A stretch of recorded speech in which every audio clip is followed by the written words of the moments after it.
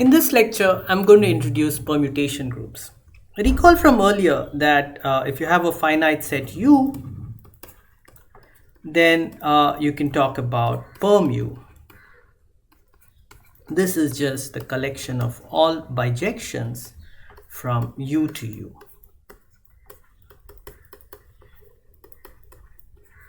We're going to put a little more structure on this collection permu. Firstly, note that there's a distinguished element identity of permu.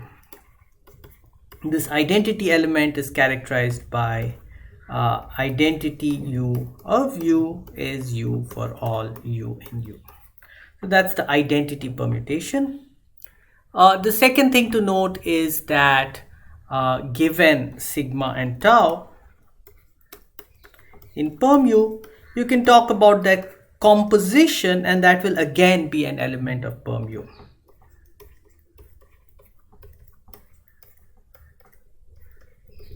So this sigma tau belongs to permu.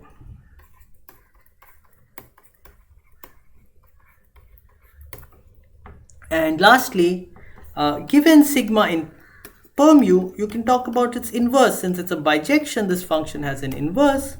Sigma inverse belongs to permu. And what is more is that sigma sigma inverse is equal to sigma inverse sigma, and that is equal to the identity element of U. So this third thing, the sigma inverse, can be characterized in terms of the identity and the composition operation. If you studied group theory, these would all be familiar to you. And the basic group theoretic properties of these operations and objects are quite easy to prove. I can give you as easy exercises. Firstly, the associativity property. If I take sigma, tau and mu, three permutations, I can put them together by first putting together sigma tau and then composing it with mu. Or I could take sigma and compose it with the composition of tau and mu. And these will be the same. So this is called the associativity property for all sigma, tau, mu in permu.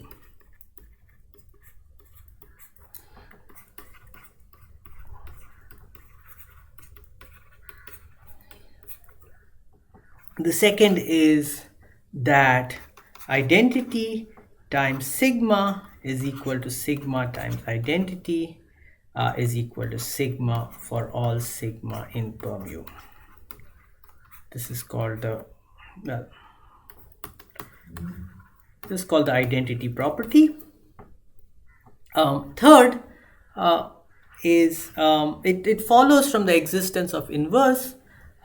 If sigma tau equals sigma tau prime, then this implies that tau is equal to tau prime. This is called left cancellation, because what I'm saying is that you can cancel sigma on the left. And similarly, there's a right cancellation which says that sigma tau equals sigma prime tau implies sigma equals sigma prime.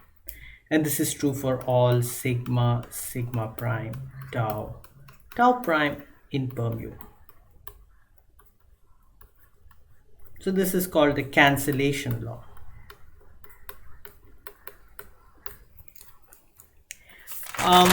Now we are ready to define what a permutation group is.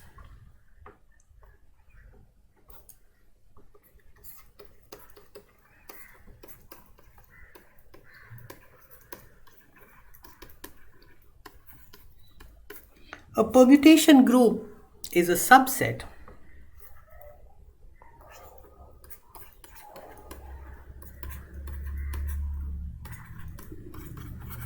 of permu.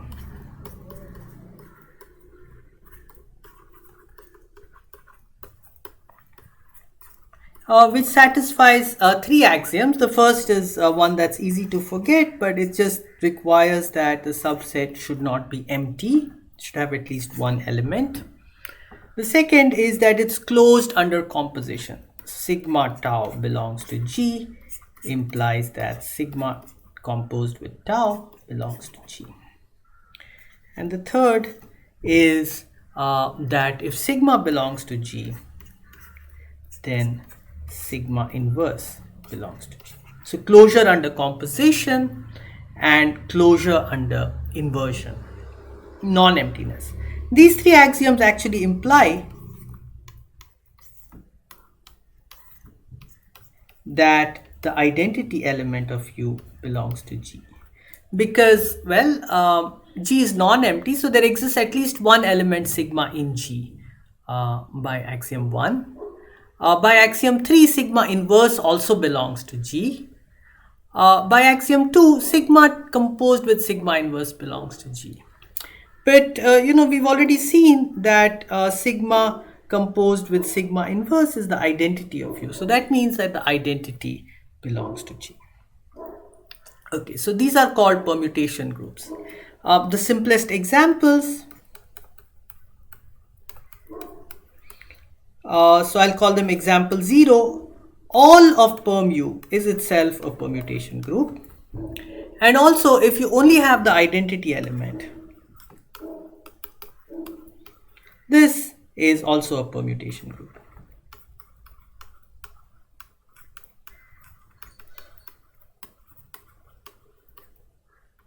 This second group here with only one element is called the trivial group. Trivial permutation group. Okay, let's look at a slightly less trivial example. Pick some element sigma in perm U, and we'll try to find the smallest permutation group that contains sigma.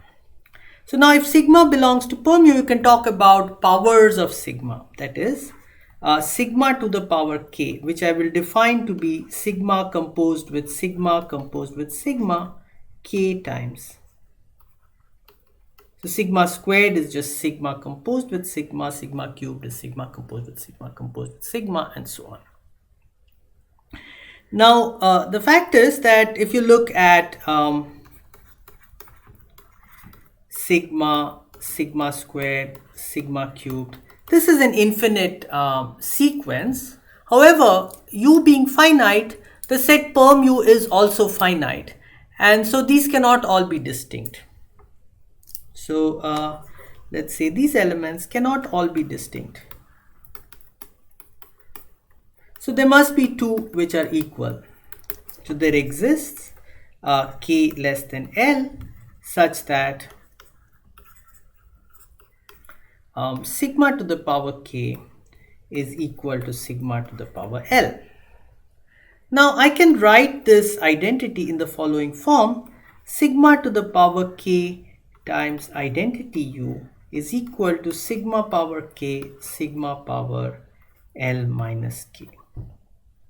And now using cancellation, what we get is sigma power L minus k is the identity. Therefore, if I define the order of U to be the smallest integer k, the smallest positive integer k, such that sigma to the power k equals the identity of U, well, I know that there is at least one integer k such that sigma to the power k is the identity of U. So this is actually less than infinity. It's a finite number.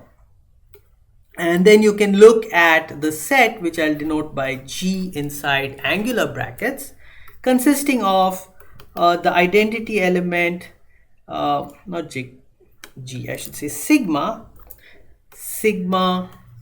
squared, all the way up to sigma to the power order of sigma minus 1. If I take sigma to the power order sigma, I get the identity. So these are all distinct. And this is a permutation group with order of sigma, many elements. And it's called the cyclic group, cyclic permutation group generated by sigma.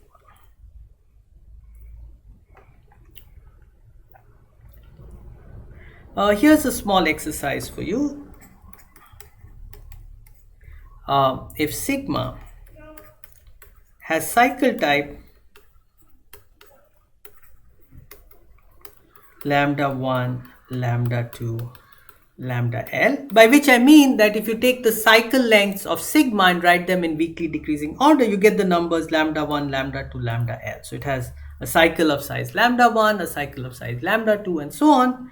Then the order of sigma is the LCM of lambda 1, lambda 2, lambda L. It's the least common multiple of the cycle sizes. Okay, and now let me give you an even more interesting example. So this was example 1. Example 2, which will be very useful in a lot of applications, including chemistry. So when we study molecules, this is called the graph automorphism group.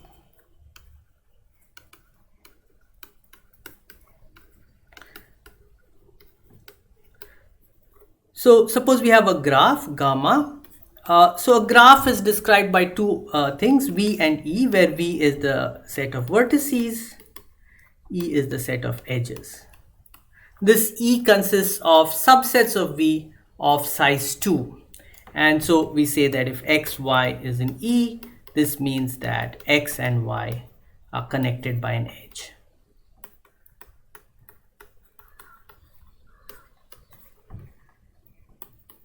In gamma.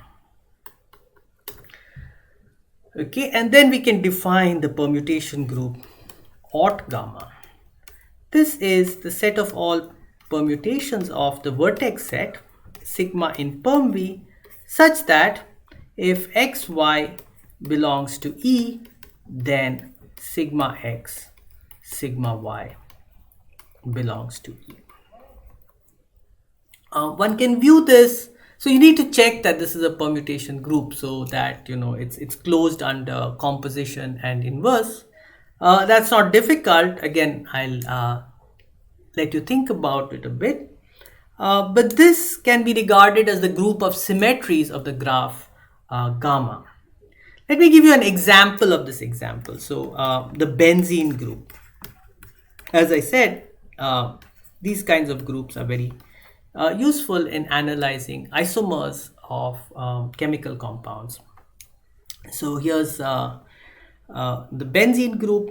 Remember that the molecule benzene has 6 carbon atoms, which I'll write as 1, 2, 3, 4, 5, 6. And they are connected by bonds in this sort of ring shape.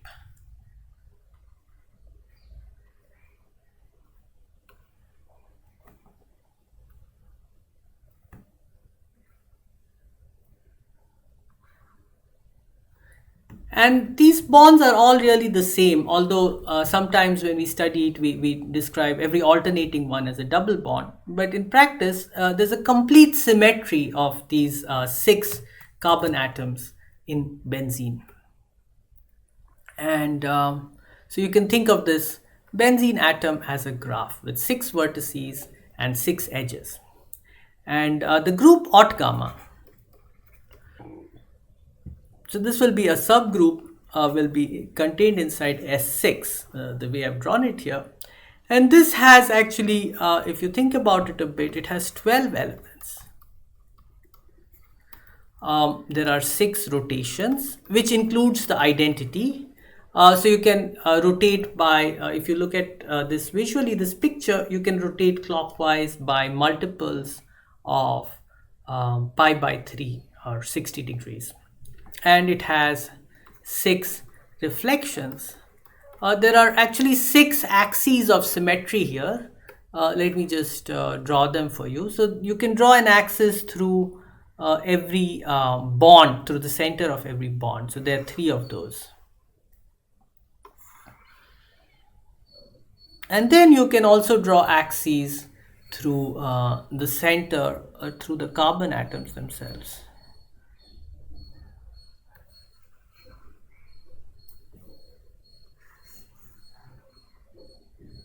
And so totally you have 6 axes, 3 red axes and 3 green axes in this picture. And so the benzene group is a permutation group sitting inside S6, which has uh, 720 elements, I think, and this group only has 12 elements.